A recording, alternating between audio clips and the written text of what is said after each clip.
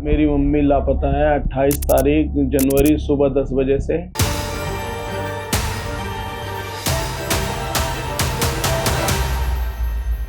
मुझे उम्मीद यही दे रहे हैं सब कि वो जल्द लौट जाएगी। मेरे दिमाग में उल्टी उल्टी बातें आती है, सर्दी में मर ना गई हो।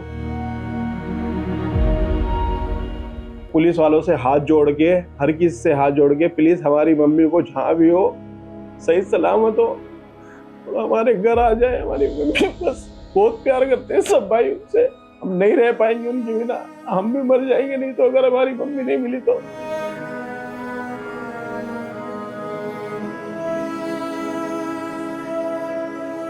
मैं इतना दुखी हूँ कि जैसे वो चली गई घर से मैं वैसे चला जाऊं। बस ऐसा कि कुछ नहीं कहते। मैं बहुत दुखी, बहुत परेशान हूँ। मुझे वो चाहिए, मेरे बच्चों को नहीं चाहिए। वो पता नहीं कहाँ गई। दादी खो गई। एक रिपोर्ट आई कि दिल्ली में रोजाना लगभग ऑन एन एवरेज 54 लोग गायब हो रहे हैं and everyone panicked. Social media पर शेयर किया जाने लगा एक डेटा कि 807 लोग went missing in Delhi in the first 15 days of January. This report created quite a buzz. So we found out one such family in Dwarka Sector 3. यहाँ साबरा बेगम का परिवार है and Sabra Begum is a 59-year-old woman who is missing since 28th of January 2026. मैं Mohammad Dilshad F57 sector 3 Dwarka Delhi का रहने वाला हूँ। मैं दिल्ली में कम से कम 45 साल से रहता हूँ। मेरी बीवी साबरा बेगम कम से कम कोई रात सुबह के 10 बजे से घर से रोज डेली जाती थी कि मैं घूमने जा रही है। बीमार थी, शुगर था, उसका बीपी था। हमें हमारे घर से बाहर निकल के 2 कैमरे में आई, वो जा रही है ऐसे ऐसे जा रही है। घर से बिल्कुल सही निकली, नॉर्मल निकली।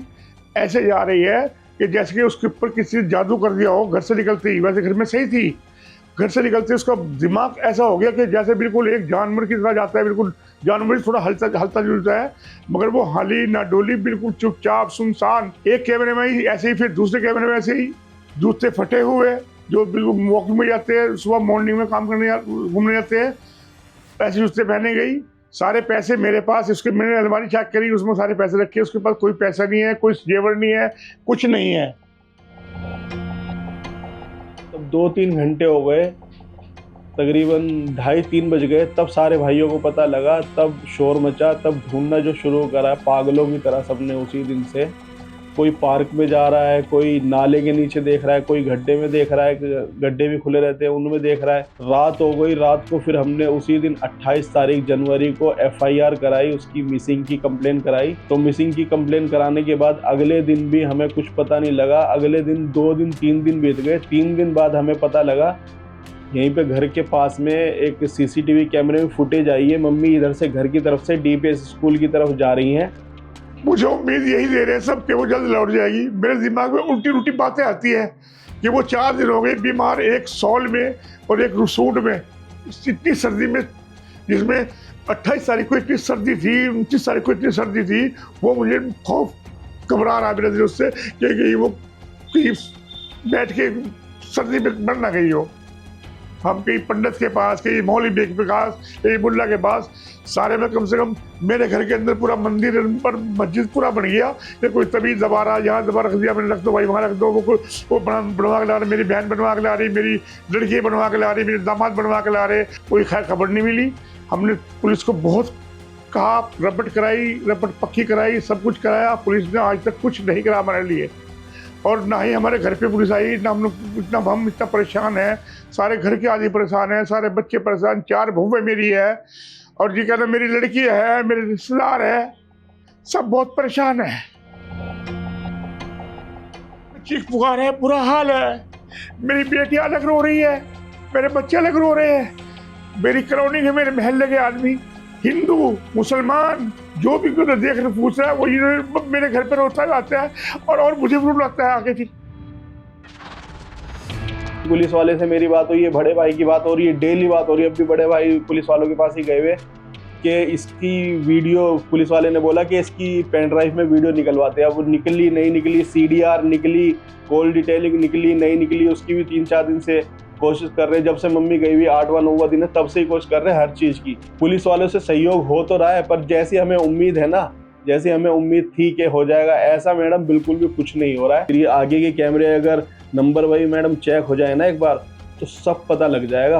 2 घंटे के अंदर अंदर पता कर लेगी अगर पुलिस चाहे तो। उसको रास्ता कहीं का नहीं पता, ना वो कोई नंबर जानती, वो सिर्फ ये जानती है हाँ मेरे घर का नंबर F57 है, द्वारका में है, ये वो बता देगी।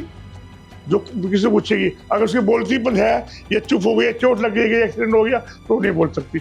उसको अपने मोबाइल का नंबर, हमारे पास 10 मोबाइल है, किसी का नंबर उसको याद नहीं है। ये मेरी मम्मी है, बड़े पोस्टर छपवा रखे हैं, इनाम की एक रकम रखी है, कोई भी अगर बताएगा तो हम इनाम भी देंगे, और इनाम से बढ़कर भी अपनी खुशी से हम उसे कुछ देंगे, क्योंकि हमारी मम्मी हमें मिल जाए। बस हम तो यही चाहते हैं, इनाम हमारे लिए कुछ नहीं है, हम कितने भी दे देंगे पर हमारी मम्मी हमें मिल जाए। कि कहीं से ऐसे फ्रॉड कॉल आ रहे हैं तो इनाम के लालच में भी लोग फ़ोन कर रहे हैं और हमें गलत इन्फॉर्म कर रहे हैं, और हम किसी और काम में लगे हुए मम्मी को ढूंढ रहे हैं। किस हाल में हमें उधर से फिर सारों को उधर भगना पड़ रहा है। कोई लक्ष्मी नगर बुला रहा है, कोई लाल कुआं चावड़ी बाज़ार बुला रहा है, कोई दरिया ये तुम्हारा ये निजामुद्दीन दरगाह पे बुला रहा है। ऐसे बहुत कॉल आ रहे हैं हमारे पास। हम टारगेट कर रहे हैं इस चीज़ को, एक जहाँ ये सरकारी एंजॉय बने हुए, ये वो क्या बोलते हैं उसको, होल्डिंग हाउस वो बने हुए, या सरकार ने वो लगवा रखे क्या नाम, रैन बसेरे, अब वो उनको टारगेट कर रहे हैं, उनमें देख रहे हैं। रात को मुंह उठा सो रहे पड़े हुए, उनका मुंह खोल खोल के देख रहे कौन है कौन नहीं, ऐसे करके कुछ धमका भी देता था।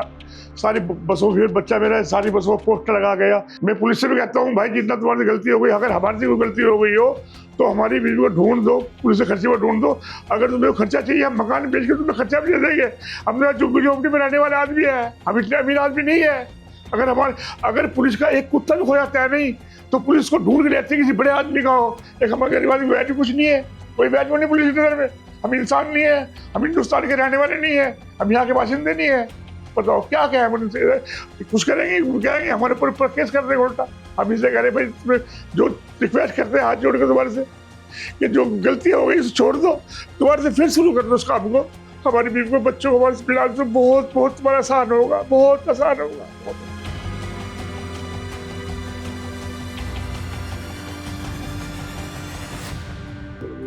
दादी खो गई, दादी याद आ रही है, है। दादी को ला दे।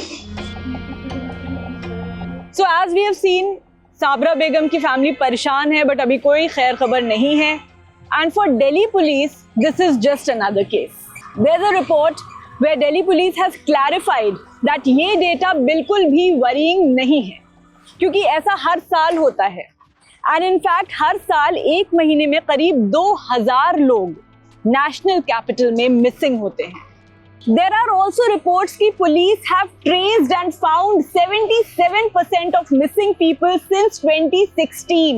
77% मिले हैं तो मतलब 23% हैं जो नहीं मिले हैं। क्या एक आम इंसान की लाइफ की कुछ वैल्यू नहीं है? क्या चंद फिगर्स कम होने से दिल्ली पुलिस की जिम्मेदारी कम हो जाती है? इररिस्पेक्टिव ऑफ द फैक्ट कि एक आदमी मिसिंग है या 2000 लोग मिसिंग हैं, person की value is more important, and this is what we have to understand.